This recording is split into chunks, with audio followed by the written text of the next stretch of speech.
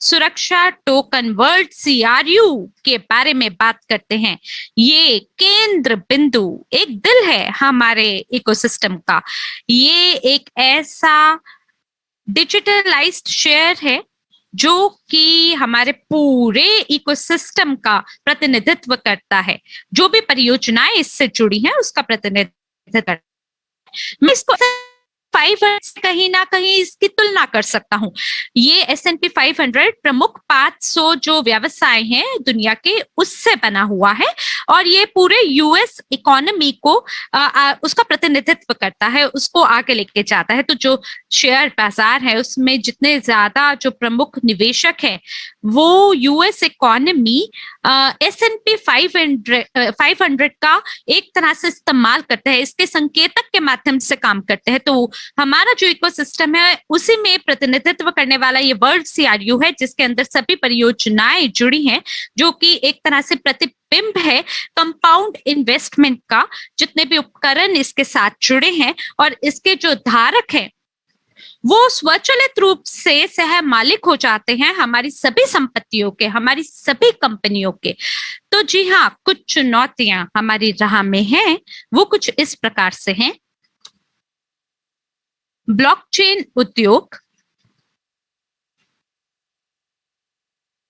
सही तरीके से विनियमित नहीं है, रेगुलेटेड नहीं है बहुत सारे क्षेत्रों में। तो अमेरिका के अंदर अभी अभी हाल ही में क्रिप्टो करेंसी का समाधान देने के लिए लोगों ने काम करना शुरू किया है सेक को लेके। तो लोग सोच रहे हैं कि किस प्रकार से हम विनियमित कर सकते हैं या रेगुलेट कर सकते हैं जितने भी शेयर हैं, स्टॉक्स हैं, और किस तरह से हम भुगतान प्रणाली में क्रिप्टो करेंसी को ला सकते हैं। कुछ जगहों पे कर का विधान है जहाँ पे टैक्स एग्जेम्प्ट का मौका दिया जाता है जब आप क्रिप्टो करेंसी को खरीदते हैं। अब जैसे रूसी क्षेत्र के अंदर बहुत ही गंभीर नियम और कानून होते हैं, चाइना में भी, चीन में भी काफी गंभीर कानून है। तो अलग अलग क्षेत्रों में बहुत ही दुविधाएं हैं क्रिप्टो करेंसी को लेके, और हर जगह के जो मांग और नियम और कानून है उसको संतुष्ट करना बहुत कठिन है। तो जो हमारा समुदाय है दूसरे हाथ पर एक सटीक समझ प्रदान करती है कि ये जो टोकन है इनको सूचीबद्ध करना चाहिए बाहरी मंचों पर और इसके आधार पर लाभांश का निर्माण करना चाहिए। लेकिन दुर्भाग्य से आज ऐसा कोई भी मंच नहीं है जो कि एक ऐसा मौका प्रदान कर सके कंपनी को जहां पर आपको एक विस्तृत श्रृंखला ग्राहकों की मिले, जैसे हमारे पास है, जहां पे रूसी लोग भी जुड़े हैं और अमेरिकी सदस्य भी जुड़े हैं। तो यहाँ जो मुख्य विचारधारा है कंपनी का वो ये है कि हम ग्राहक अनुकूलता को आगे बढ़ाएं। हमारे पास दोस्ताने रूप से हम आगे बढ़ते हैं, मित्रता के भाव से आगे बढ़ते हैं।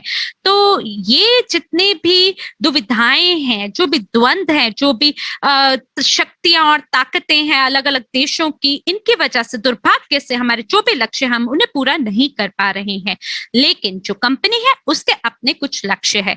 हालांकि कंपनी के पास ये मौके नहीं है कि वो उन लक्ष्यों को पूरा कर सके, और इसी वजह से ये जो टोकन है इसका डीफ्रीजिंग आज दुर्भाग्य से क्षणिक रूप से निष्पादित किया गया है, इसे सस्पेंड किया गया है, क्योंकि भविष्य के अंदर हम किसी भी प्रकार की हानि नहीं चाहते। तो हम इंतजार कर रहे हैं कि हमें सही से नियम और कानून प्राप्त हो सके जिन विकल्पों को हम अपना के आगे बढ़े और मुनाफे में रहें। इसी वजह से अभी हम बाधाओं में हैं और इसलिए जो कंपनी है कोशिश कर रही है एक नए क्षेत्र अधिकार और नियम और कानूनों के साथ आगे बढ़े ताकि हमें एक बराबरी का हक प्रदान हो बाजार में। और इसलिए हम चाहते हैं कि आप लोग धैर्य बनाए रखें और ये जो भी आपातकालीन स्थितियां हैं हम इससे आराम से गुजर सके और राजनीतिक जो भी समस्याएं हैं उनको पार करते हुए हम ऐसे एक मुख्य केंद्र बिंदु पे पहुंचे जहां पे हम सभी लोगों को मुनाफा और लाभ ही प्राप्त हो।